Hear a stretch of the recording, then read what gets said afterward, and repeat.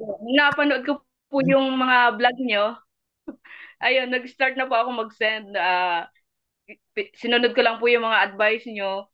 Tapos, nag-start na ako mag-send ng resume. Actually, yung resume ko po pang elementary lang. So, isang buwan ka na halos araw-araw nagpapasa ka ng resume Opo, bago ka nakakuha ng employer. opo. Sa WhatsApp po kami nag-usap. Akala ko nga po ano siya scammer kasi yung pananalita niya, hindi siya fluent na na English. Sabi ko, parang baka scammer to. Hindi pa ako naniniwala. Ang uno ko pong sinabi sa kanya, kung may bayad po ito, kung maglalabas po ako ng pera, hindi po ako interesado. Pero kung kayo po yung mag-aasikaso ng papers ko, sige po. Ready po ako mag-ayos. Alam mo, Janice, hanga ako doon sa sinabi mo na para makaiwas ka sa scammer, talagang upfront ka. Kumbaga, diretsahan ang sinabi mo na kung Opo. ikaw ay maglalabas ng pera, hindi ka interested na Yes. mag-apply. Nung sinabi mo naman yon na hindi ka interested kung ikaw ay maglalabas ng pera, ano yung naging response niya? Sabi niya, no, ako ang bahala lahat sa mga gagastusin mo. Wala kang lalabas na pera. Bigyan kita ng consultant para mag-ayos ng mga papers mo. Yun po. Ano ba ang iyong educational background, Janice?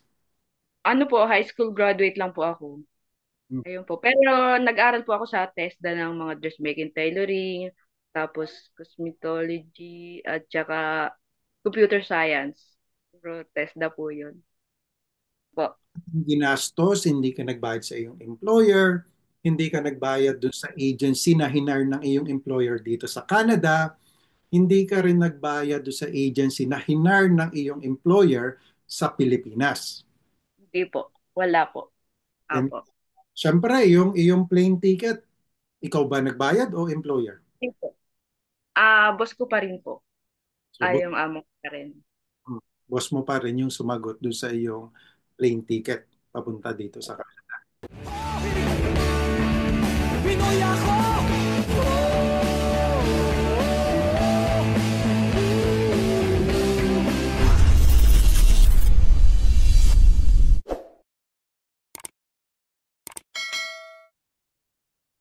Janice, kamusta sa'yo?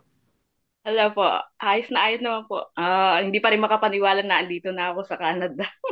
Okay. Hindi pa rin. And I wanted to thank you for giving me this opportunity na ma-interview ka at ma-feature ka dito sa aking channel.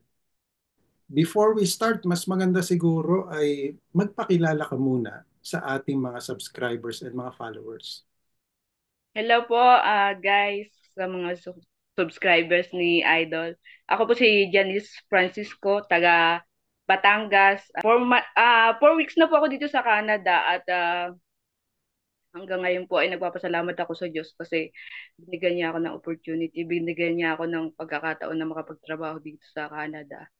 Ako po ay 40 na at hindi po talaga ako makapaniwala na makakarating talaga ako dito. Yun lang po. Salamat po. Thank you Welcome po. sa iyo dito sa Canada. So invite mo sila doon sa iyong Facebook page din para ma-follow ka nila at makapagtanong din sila sa iyo. Pakipollow po yung Canada Batang Alay ko sa aking Facebook at saka YouTube at TikTok. Ayan po. Salamat. Okay. And kailan ka ba dumating dito? Dumating po ako dito nung last month lang, December 16. Na ito lang po, 2024. And saan ka ba nanggaling? Are you, nanggaling ka ba? Cross country ka ba? Or did you came from the Philippines? Galing po akong Pilipinas. Bali, pero ex-Japan na po ako. 4 years na po ako sa Pilipinas, tapos nag-apply ulit ako dito. Mm. Nasaan ka ba ngayon? Andito po ako ngayon sa Cambridge, Ontario. At ano ang occupation mo dito sa Canada? Ano po, ang apply ko po ay dressmaking and tailoring. Tapos, ayun po yung trabaho ko, sewer, mananahi dito. Mhm. Po. Sinabi mo na 4 years kang nasa Pilipinas, tama ba? Opo. Now, Opo. during those 4 years, ano yung ginagawa mo sa Pilipinas? Nagtatrabaho ka ba? Ano po, bali po, mayroon akong online business at saka nananahi din po ako, may tahian ako dun sa bahay namin. Pero po, in-stop ko po muna yung online business ko mga 1 year. Nung Mm, medyo humina po kasi yung ano ko, yung ano ko, negosyo ko, mm, na bankrupt kasi ako. mm, Tapos nag-apply po ako sa shop, sa tahian din. mm. Malit lang po na shop. Habang nasa shop ako, nagsisearch ako ng hiring papunta dito. At saka Europe. Marami pa akong ina-applyan hindi lang dito. Lahat ng opportunities, inaano ko. Kaso, pangarap ko po talaga Canada. Kaya, ayun, pinagpalit ko po yung Europe. Actually, na-select na po ako sa Europe. Tapos, nagsabay na dito sa Canada. Mas pinili ko po yung ano, to. Mm. Saan ka Opo. naman nagpapasa ng iyong resume? Sa job bank ba? Direct employer? Opo. Or sa mga agencies? Sa Jabang po. Jabang. So, Ah, yung job bank, doon ka nag... napanood ko po yung mga vlog nyo. Ayun, nag-start na po ako mag-send. Sinunod ko lang po yung mga advice nyo. Tapos, nag-start na ako mag-send ng resume. Actually, yung resume ko po pang elementary lang. Yung sabi nyo po, kahit wag nang lagyan ng picture, may picture pero hindi ko na siya na-edit. Tapos, ayun, send lang po ako ng send sa mga employer. Halimbawa, may nag-a-appear sa Indeed, sa notification ko, send lang po ako ng send. Hindi ko talaga pinapalampas yun kasi may free naman po ang wifi, hindi naman maigpit doon sa pinapasukan ko. Send ako ng send ng resume ko. Ayun, sa hanggang magulat ako, may nag-chat sa akin na Janice, pwede ba kitang makausap? Ayun po. Hanggang sa nagdire-diretso na po na hanggang sa nagdire-diretso na ng process ng papers ko. So, Ayun. naghahanap ka ng direct employer through job bank, through Indeed. Anong nakalagay na position doon sa resume ang ina-applyan mo? Simtres po. Hindi po sour, Simtres. So, yun lang talaga yung specific job na ina-applyan mo online. Opo, ayun lang po. So, Ayun lang. napaka-importante nito doon sa mga applicants natin na lalo na kung ano yung experience mo, yun yung position na hahanapin mo din doon sa job bank or sa Indeed kung naghahanap ka ng direct employers. Baka kasi yung iba, ang ginagawa nila, iba't ibang position ina-applyan nila. Opo. Ikaw, in your case, ang mga ina-applyan mo lang is yung mga position na pasok sa yung work experience. Opo. Yun lang po. Wala akong ibang in-applyan. Yun. At saka, take note lang po, kasi sa ibang bansa po kasi, ang tawag sa seamstress is sewer or dressmaking tailoring. Canada po kasi, almost seamstress lagi ang nilalagay sa resume. Yun lang po ang, kasi hindi nag-a-appear ang sewer or dressmaking tailoring. Kaya yun lang po lagi ang ilalagay sa resume if ever may mag-apply na. Mhm. So, isang pro tip yan para doon sa mga kababayan natin na seamstress, di ba? So, seamstress. Mananahi, ganun po. Mananahi, di ba? Hindi rin Opo. tailor ang hahanapin mo, di ba? Hindi po. Hindi Hindi po. sewer, Hindi kundi po. seamstress ang hahanapin mo. Mhm. Opo. Yun po. Gaano naman karami na yun na ipasa mo na resume? Araw-araw ba nagpapasa ka ng resume? Opo. Basta po ba may mag-appear sa ano ko siguro sa araw mga 5 o 10 ganyan. Pero saglit lang po ako siguro mga isang buwan lang na ayun na po, may tumawag sa aking employer. So, isang buwan ka na halos araw-araw nagpapasa ka ng resume Opo. bago ka nakakuha ng employer. Opo. Ano yung Yes. naging initial conversation nyo? Ano yung sabi sa iyo ng iyong employer? Ah, Sinabi niya lang po sa akin na ilang taon na ako nananahi, ganun lang. Tapos, marunong ka bang mag-repair? Marunong ka ba sa computer? Ah, Ready ka ba na mag-asikaso ng papel mo, ng mga papers? Handa ka bang pumunta dito sa Canada? Sabi sa akin. Paano kanya kinontak? Sa WhatsApp po kami nag-usap. Akala ko nga po ano siya scammer kasi hindi yung pananalita niya hindi siya fluent na na English. Sabi ko, parang baka scammer to. Hindi pa ako naniniwala. Ang uno ko pong sinabi sa kanya, kung may bayad po ito, kung maglalabas po ako ng pera, hindi po ako interesado. Pero kung kayo po yung mag-aasikaso ng papers ko, sige po. Ready po ako mag-ayos. Alam mo, Janice, hanga ako doon sa sinabi mo na para makaiwas ka sa scammer, talagang upfront ka. Kumbaga, diretsahan ang sinabi mo na kung Opo. ikaw ay maglalabas ng pera, hindi ka interested na Yes. mag-apply. Yes po. Kasi yung ibang mga kababayan natin, maaaring nahihiyang magsabi ng mga Opo. words na ito kasi baka iniisip nila, pagka sinabi ko ito, i-confront ko sila ng ganitong klaseng mensahe, ay mawawala na sila ng interest sa akin. Pero on your part, talagang diniretsa mo siya na Yes. kung ako ay maglalabas ng pera, hindi ako interested. Which is a good thing kasi para maiwasan nyo talaga yung mga scammer. Di ba? Yes. Mhm. Yes po. Ngayon, Kaya po, nung sinabi mo naman yon na hindi ka interested kung ikaw ay maglalabas ng pera, ano yung naging response niya? sabi niya, no. Sabi niya, ako ang bahala lahat sa mga gagastusin mo. Wala kang ilalabas na pera. Bigyan kita ng ng consultant para mag-ayos ng mga papers mo. Yun po. So doon mo Consultant. patunayan at nasabi sa sarili mo na, ay, totoo nga ito. Hindi ito scam. Opo. Di ba? Kasi Yes. wala akong ilalabas na pera. Opo. Except lang po sa pag-ayos ko ng mga documents. Di, ayun na po yung gastos ko. Yung Yung bang mga papers. pampamedical mo, ginastusan mo din? Opo, ako na po yung gumastos sa medical ko. Pero ano po, sabi niya naman sa akin, kung wala kang pera, tutulungan kita. Ay since may pera pa naman po ako nun, kaya ako na lang po yung naggastos. Kasi nakakaya puro sa kanya po lahat eh. Yes po. Ka din naman, Janice, kasi yung iba, pag sinabi na at in-offer yung ganong klaseng offer na kung wala kang pera, ay parang papadalhan ka niya, di ba? Meaning to say nun. Kumbaga, Opo. tutulungan ka niya. Pero on your part, napaka-modest mo naman na sinabi sa kanya na meron ka namang panggastos para do sa Opo. mga other na mga fees, mga gagastusin mo. Kinailangan mo pa ba na mag-hire ng agency sa Pilipinas?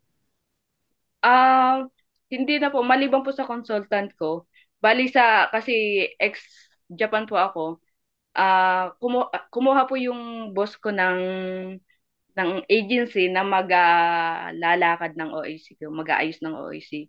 Hmm. Kasi hindi po talaga pwede na ako mismo ang mag-ayos ng OAC. Kailangan daw po talaga magdumaan sa agency. Kaya ayun po, kumuha kami ng agency na Mhm. mag-ayos ng OAC. Kumuha siya ng agency sa Pilipinas or agency na nasa Canada ang nag-asikaso nito? Hindi po, nasa Pilipinas po. Yun. So, kasi kailangan mo rin talaga ng agency sa Pilipinas na mag-aasikaso ng iyong exit clearance eh, no? Opo, opo. Yun po. Yun lang po yung kinuha ng boss ko. Yung Kasi mga doon po talaga. biometrics, ikaw din ang nagbayad. Opo, since 1,000 lang naman po siya, di ako na lang po nagbayad. So, bali ang nagastos mo, 1,000 na biometrics and magkano naman yung pagpapamedical mo? Ano po, mahigit 18,000 po kasi actually yung kung wala kang hepatitis check, bali 13,000 lang. So nagkaroon po kasi ako ng hepatitis check yung kaya naging 18,000. So, 18,000 yung ginastos mo. Bali, lahat-lahat in total, out of your own pocket, magkano ginastos mo? Sa lahat po ng requirements ko, siguro nasa 30 ganyan po. Kasi ang layo po sa akin, Batangas eh. Pabalik-balik po, pumasahe. Kasama na po yung pumasahe doon. Opo. So, Saka, itong gastos mo naman is lahat ito, personal expenses mo ito. yes po. Ginastos, hindi ka nagbayad sa iyong employer, hindi ka nagbayad dun sa agency na hinar ng iyong employer dito sa Canada, hindi ka rin nagbayad dun sa agency na hinar ng iyong employer sa Pilipinas. Hindi po. Wala po. Ayan. Wala. So, nililinaw ko lang para lang do sa ating mga applicants din na naghahanap ng mga direct employers. Kasi ayoko na yung mga kababayan natin ay mabibiktima sila ng mga scammers. Kasi meron pa rin naman na mga ganong klaseng ma-applyan sila na kailangan nilang iwasan. Lalo na pag may sinisingil sa kanila, initially pa lang, nag-a-apply pa lang sila, sinisingil na sila. Diba? So, kailangan iwasan na nila yan. Opo. Ano ba ang iyong educational background, Janice? Ano po, high school graduate lang po ako. Hmm. Ayun po. Pero nag-aral po ako sa TESDA ng mga dressmaking tailoring, tapos cosmetology, at saka computer science. Puro TESDA po yun. So, ano-ano naman yung mga requirements na hinanap sa'yo nung agency or ng iyong employer? Ano po, yung importante po yung, siyempre, LMIA, yung po. Ito, para i-clarify lang natin doon sa ating mga applicants. Itong LMIA or Labor Market Impact Assessment, employer ang nag-apply nito at nagbayad nito, di ba? Opo, opo, opo. Tapos, yung work permit, at saka, ang dami po kasi, hindi ko matandaan. Sige. Tapos, Yung kasi mga sinasabi mo like work permit, LMIA, sila yung nag-a-apply nito. At yung employer mo, para ma-hire ka, yung agency na hinar na yung employer, nakipag-usap ito sa Polo, 'di ba? Sa opo, opo, yes. labor office dito sa Canada Opo. para ma-hire ka nila. Now, on your part, syempre hiningan ka nila ng high school diploma Yes po. kasi 'di ba, bilang applicant, isa sa mga requirements ito, yung high school diploma, pinasa mo rin yung iyong TESDA certificate. Hindi na po, kasi hindi ko na po inilagay doon sa resume ko na nag-aral ako ng mga, ano, ganun po, TESDA, sa TESDA. And then, yung iyong sa iyong work experience, binigay mo sa kanila yung iyong certificate of employment. Yes po, opo. Binigay ko po lahat-lahat ng, ano ko, certificate ko. Almost yung 20 years na pagtatrabaho ko po. Lahat po kasi yung may certificate ako, kaya sinun ko po lahat yun sa, And then at nasabi saka mo, po yung, syempre, nanggaling ka sa Japan. Hiningang ka pa ba nila ng foreign police clearance? hindi na po. Ang hiningi lang po sa akin ay, certificate. So yung iyong certificate of employment lang ang hiningi sa iyo. Yes. Opo. And then since nagtrabaho ka sa isang maliit na shop diyan sa Pilipinas, hiningang ka rin ba nila ng SSS? Yes po. Ayun po, kaya po din po ako nagtrabaho sa shop. Kasi kailangan din po ng current na ano eh. Ayun, kasi importante yung mga yan di ba? Pag nag-a-apply ka na Opo, kailangan po certificate of employment, and kung nagtrabaho ka sa Pilipinas, kailangan ng iyong SSS employment history or yung iyong yes. employment contribution. Yes po. Opo. Tapos yung pong pension, ayun po. Nag-take ka ba ng IELTS or ng International English Language Test? Hindi na po. After 2 years daw po, pwede ako mag... So after 2 years, ka pa magte-take ng IELTS because this is the time siguro na magiging eligible ka na mag-apply to become a permanent resident here in Canada. Yes And po. sa tunog ng sinasabi mo, yung employer mo, may bala ka bang i-apply ka to become a permanent resident here in Canada? Ah, feeling ko naman po kasi natutuwa naman po siya sa akin kasi minsan galante siya kapag halimbawa maganda yung sales namin. Lagi siyang nagsasabi sa akin ng mga gandang ano message, pangako na i-continue mo lang yan. Kaya balang araw makukuha mo rin pamilya mo dito. Gaano naman katagal tumakbo yung process ng iyong application from the time na natanggap ka sa trabaho? Ano po? 9 months. 9 months po ako naghintay. Mula March hanggang October. November. So 9 months ka naghintay para talagang makapunta ka na dito sa Canada. Opo. Gaano ba katagal bago lumabas yung LMIA? Almost ano po eh, 1 month. 1 month lang. So, Ganun po. 1 month from the time na nag-apply yung iyong employer, doon lalabas Opo. yung decision kung ma-approve ang iyong LMIA. Opo. Ang pinakamatagal po talaga sa akin yung OAC. Mhm. Tum- Almost 3 months. Kasi po ano, hindi ako makahanap ng agency kasi medyo mahal. Kasi sa employer po magbabayad eh. Nag-search ako ng mga agency. So, wala akong makitang medyo mababang price. Kaya, ayun po. Si employer naghanap ng agency. So, doon lang tumagal. Kaya, Opo. Sinusunod ko lang po yung mga sinasabi niya para sabi ko kasi wala naman akong gastos, okay lang. Ano na lang po. yung accommodation mo dito sa Canada, ikaw ba yung nagbabayad? Hindi po. Ang ano ko po, ang first month, second month ng ano ko dito, siya nagbabayad. Pero sa susunod po ako na. Oh, so yung iyong first 2 months, Yes po. Canada, siya yung nagbayad. Yes po. Hanggang Siya sa po lahat. adjust ka. And then, ikaw Yes. sa mga susunod na buwan. Apo. Opo. Pati po mga pagkain ko or mga gastos ko dito. Siya Mhm. muna nagbigay sa akin. So, yan para maka-adjust ka. And Apo. syempre, yung iyong plane ticket, ikaw ba nagbayad o employer? Hindi po. Boss ko pa rin po. So, Yung amo ko pa rin. boss mo pa rin yung sumagot doon sa iyong plane ticket papunta dito sa Canada. Opo. Yan, which is a good thing kasi talagang yan naman, yung mga gastusin na yan, ang sumasagot yan is yung employer.